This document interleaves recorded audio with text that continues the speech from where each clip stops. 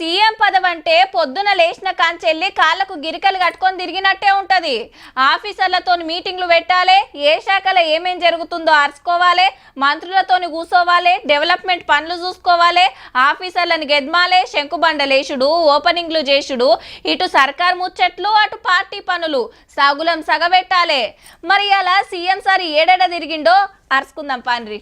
Secunderabad army dental కాలేజీలా చదువైపోయినోళ్లకు doctor డిగ్రీలు ఇచ్చిండు సీఎం సారు. అటెన్కా అల్వాల్ టిమ్స్ దగ్గర రాజీవ్ రహదారి ఎలివేటెడ్ కారిడార్ కు భూమి పూజ అంటే ఫ్లైఓవర్లు కట్టి రోడ్లు పెద్దగా వేసే కార్యం. సెంటర్ హ్యాండ్ ఓవర్లున్న రక్షణ శాఖ భూములు ఇచ్చిండ్రు కదా, 2232 కోట్లతోటి పనులు షురువైతున్నాయి. ఇవి గట్టుడొడిస్తే సిటీకెళ్లి సిద్దిపేట, కరీంనగర్, ఆదిలాబాద్, నిజామాబాద్ ఓయిటోళ్లకు ట్రాఫిక్ తిప్పలు తప్పినట్టే.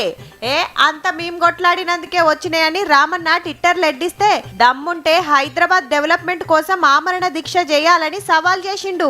కేసీఆర్ గారు చెప్పారు ఒక మాట, కేసీఆర్ చచ్చుడో తెలంగాణ వచ్చుడో అని. ఇప్పుడు కేటీఆర్ గారు కూడా ఆ స్ఫూర్తిని తీసుకొని కేటీఆర్ చచ్చుడో నగరానికి నిధులు వచ్చుడో రెండిట్లలో ఏదో ఒకటి తేలే విధంగా అట్లనే గీ మాట అన్నాడు. అప్పుడప్పుడు సెల్ఫీలు దిగి సెల్ఫ్ డబ్బాలు కొట్టుకుంటున్న కేటీఆర్ గారు దిగి శిల్పారామం కూడా ఆ రోజు కాంగ్రెస్ పార్టీ అభివృద్ధి చేసింది. అట్లనే బంజారా హిల్స్ లా బాబు జగ్జీవన్ రామ్ భవన్ చాల్ చేసి దళితుల కోసం పెద్ద మనిషి ఎంత దండ్లాడింది చెప్పిండు. అన్ని కులాలకు కలిపి ఇందిరమ్మ ఇండ్లు కట్టిస్తాం, అట్లయితే కుల నిర్మూలన జరుగుతుందన్నాడు.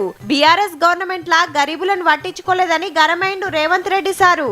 10 ఏళ్ల కాలం గిర్రున తిరిగితే ఇవాళ అసెంబ్లీలో ఆ దొరలకు ఎవరికి మైక్ ఇవ్వాలన్న మా మిత్రుడు గడ్డం ప్రసాద్ చేతిలో ఉంది.